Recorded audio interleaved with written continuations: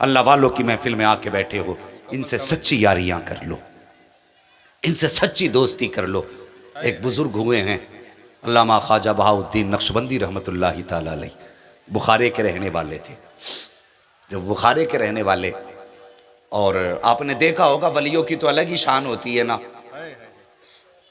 जब वो कहीं से गुजरते हैं कोई बताए ना बताए आशिकों का हुजूम लग जाया करता है।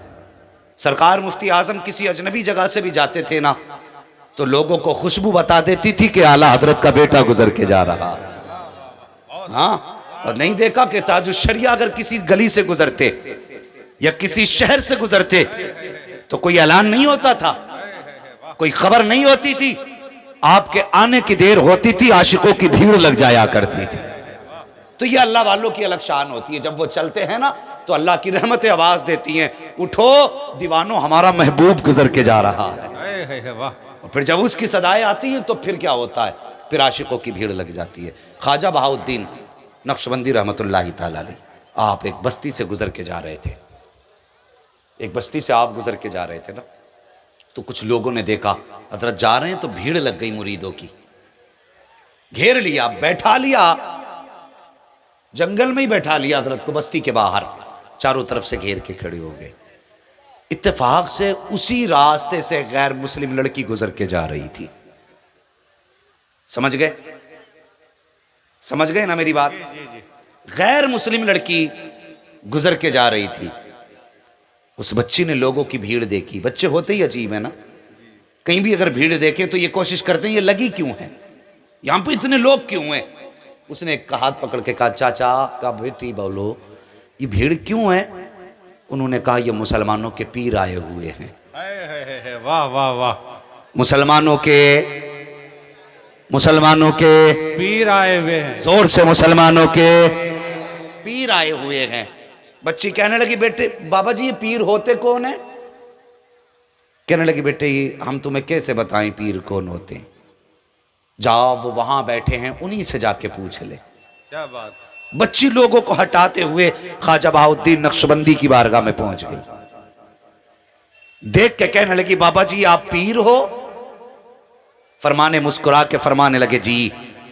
बच्ची कहने लगी, बाबा बताओगे पीर कौन होते हैं? तो अब हर सुन्नी बोलेगा सुभान अल्लाह। ख्वाजा बहाउद्दीन का जवाब सुने। बच्ची ने कहा, बाबा ये पीर कौन होते हैं? तो ख्वाजा बहाउद्दीन बुखारी रहमतुल्लाहि ताला अलैह कहते हैं, बेटी पीर वो होते हैं जो मुसीबत की घड़ी में काम आया करते हैं। वाह क्या बात है। पीर वो होते हैं जो मुसीबत की घड़ी में काम आया करते हैं। बच्ची ने कुछ देर सोचा, सोच के कहने लगी, किसकी मुसीबत में? कहने लगे, मुरीदों की मुसीबत में। तो बच्ची कहने लगी, बाबा फिर मुझे भी मुरीद कर लो, मुसीबत तो किसी को भी आ सकती है ना। मुस्कुरा के कहने लगे, बेटी मुरीद वही होता है जो हमारे मजहब का होता है। बच्ची ने कहा, आपके मजहब के लिए क्या करना पड़ेगा? कहने लगे, मेरे हुजूर का कलमा पढ़ना पड़ेगा। अल्लाह अकबर। ये अल्लाह वालों की मीठी बातें थी, जिनके लहजे से लोग मुसलमान हो जाया करते थे, जिनकी बातों से लोग कलमा पढ़ लिया करते थे। बच्ची कहने लगी, बाबा फिर मुसीबत तो किसी को भी आ सकती है ना, फिर मुझे भी मुसलमान करके मुरीद बना ले। आपने कलमा पढ़ाया, बच्ची को मुरीद किया। बच्ची जाने लगी, कहने लगी, बाबा वादा तो सच्चा है ना तेरा, मुसीबत के वक्त काम तो आओगे ना? बच्ची ने कहा, बेटी, बाबा ने कहा, बेटी पुकार लेना, जब मुसीबत का वक्त आएगा तेरा पीर तेरे काम आ जाएगा। बोल दो जरा सुभान अल्लाह, तेरा पीर तेरे काम आ जाएगा।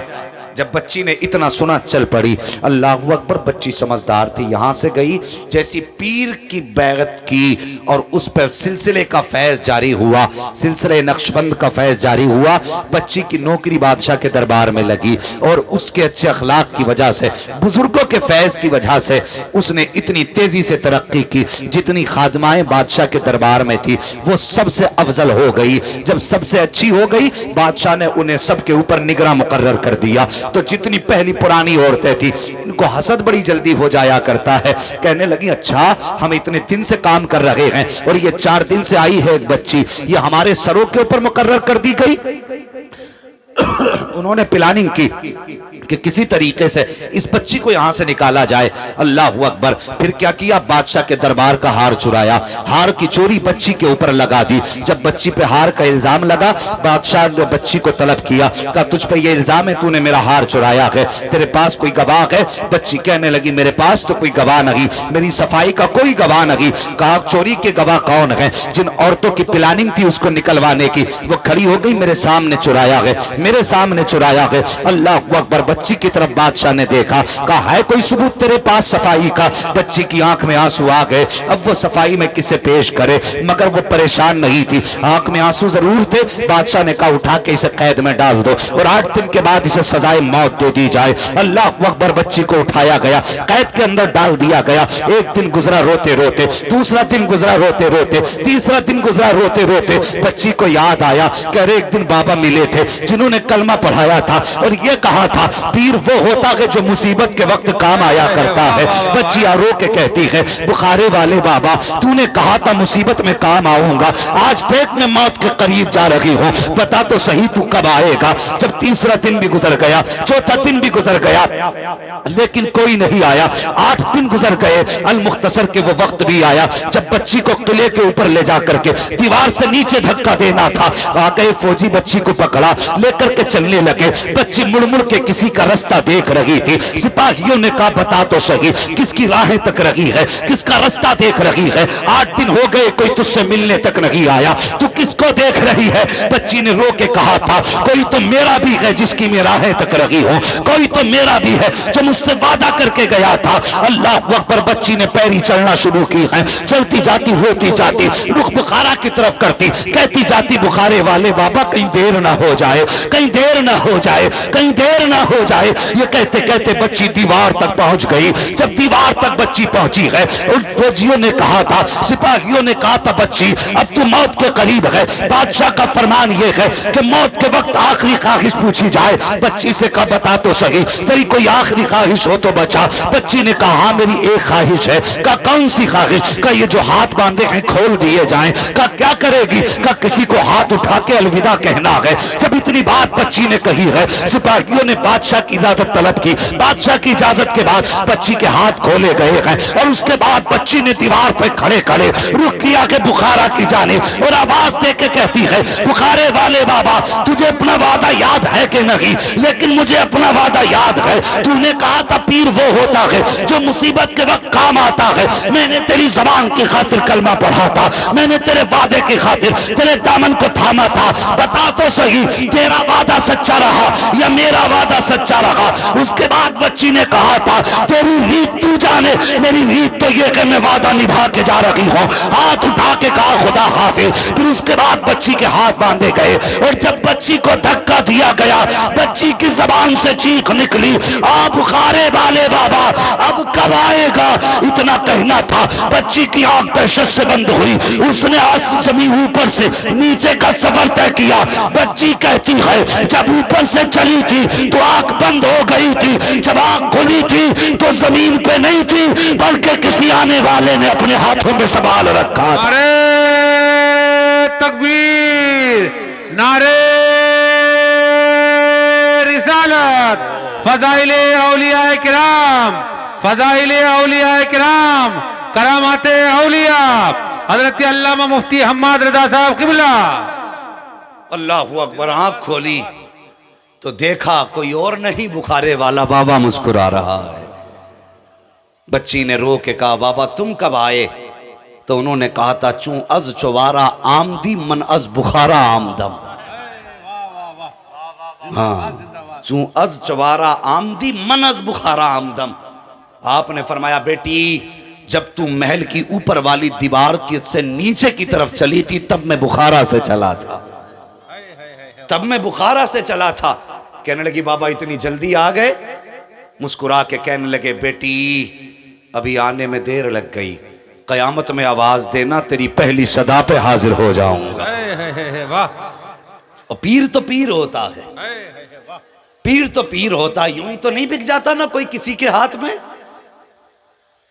बहुत सोच समझ के हाथ में हाथ दिया जाता है। हाँ, बहुत सोच समझ के हाथ में हाथ दिया जाता है। अल्लाह सलामत रखे इस आशिकों के मजमे को, अल्लाह तुम्हारी नस्लों को आबाद रखे। नसीब की बात है जो गरीब नवाज की महफिल सजा के बैठे हो। हाँ, ये नसीब की बात है कि उनसे निस्बत कायम कर रखी है। मेरे गरीब नवाज अताए रसूल हैं, हुजूर का तोहफा है हिंदुस्तान के लिए गरीब नवाज। हाँ, ये हमारा नसीब नहीं कि हमारे कलमा पढ़ाने के लिए मुस्तफा ने स्पेशल गरीब नवाज को भेजा है और अपने बेटे को भेजा। अल्लाहू अकबर। और कैसे भेजा? ख्वाजा गरीब नवाज, ख्वाजा उस्मान हारूनी या हरवनी, जो भी आप कह लें, आपके साथ अपने पीर और मुर्शिद के साथ एक बार मक्का शरीफ गए, काबे का तवाफ किया। आवाज आई अब्दुल कादिर हमने तुझे, आवाज आई मोइनुद्दीन हमने तुझे कबूल कर लिया है। उस्ताद कहने लगे बेटे मकबूलियत तो हो गई है लेकिन सनद मदीने से मिलेगी। वहां से सफर मुस्तफ़ा के मदीना शरीफ का किया, वहां जाके सलाम किया, हाजिरी हुई, उसके बाद वापस आ गए। फिर दोबारा अपनी मर्जी से गरीब नवाज शहर मदीना गए, अपनी मर्जी से मस्जिद नबवी में बैठे थे। जो वहां के खादिम थे हुजूर के रोजे के, उन्हें हुक्म हुआ कि जाओ मेरे मोइनुद्दीन को बुला के लाओ। मेरे मोइनुद्दीन को बुला करके लाओ। वो आए, कहने लगे मोइनुद्दीन कौन है? वहां पे कई सारे मोइनुद्दीन थे। और गरीब नवाज सोचने लगे क्या बात है। लोगों ने पूछा क्या है? कहा हुजूर बुला रहे हैं। तो गरीब नवाज के जहन में ये थी कहां मैं और कहां हुजूर की चौखट। गर्दन झुका के बैठे रहे, अपनी जगह से नहीं गए।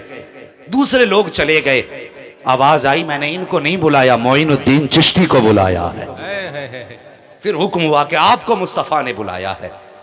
लिखा है मुअर्रिखीन ने जब दोबारा गरीब नवाज अंदर गए तो फिर हुजूर ने मजार से निकल के गरीब नवाज को सीने से लगाया और फिर पूरा रास्ता और पूरा तरीका तबलीग का सब सिखा के हिंदुस्तान की तरफ भेजा। फिर गरीब नवाज हिंदुस्तान आए। अल्लाहू अकबर। हिंदुस्तान में आकर के आपने ढोल नहीं बजाया था, ये भी सुन लें। आपने ढोलक नहीं बजाई थी, आपने तमाशे नहीं किए थे, बल्कि गरीब नवाज अपनी जबान पे या तो कुरान के तराने लाए थे या मुस्तफ़ा की शान के तराने लेकर के आए थे। ये शान मेरे गरीब नवाज की है। अल्लाहू अकबर। हाँ, बज़ाहिर तो एक मुफलिस नजर आते थे, लेकिन खुदा की कसम जिस दिन से आपका लंगर चालू हुआ है आज तक उसी शान से चल रहा है, आज तक उसी शान से चल रहा है। और शान ये है लंगर की, पहले भी जब कभी कुछ खत्म हो जाता मुरीद आके कहते, हजरत खादिम आके कहते आज लंगर में खाने नहीं है, मुसल्ले का कोना उठाते, फरमाते हैं जितना भरना है भर के ले जा, मोइनुद्दीन का दरिया बह रहा है।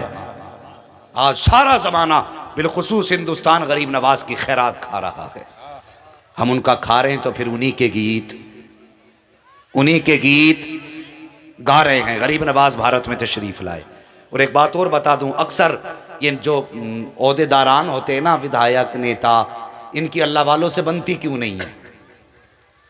इसलिए नहीं बनती अल्लामा सरदार अहमद साहब कि वो बहुत कोशिश करके लोगों के दिल नहीं जीत पाते, वो बहुत कोशिश करके लोगों के दिल नहीं जीत पाते।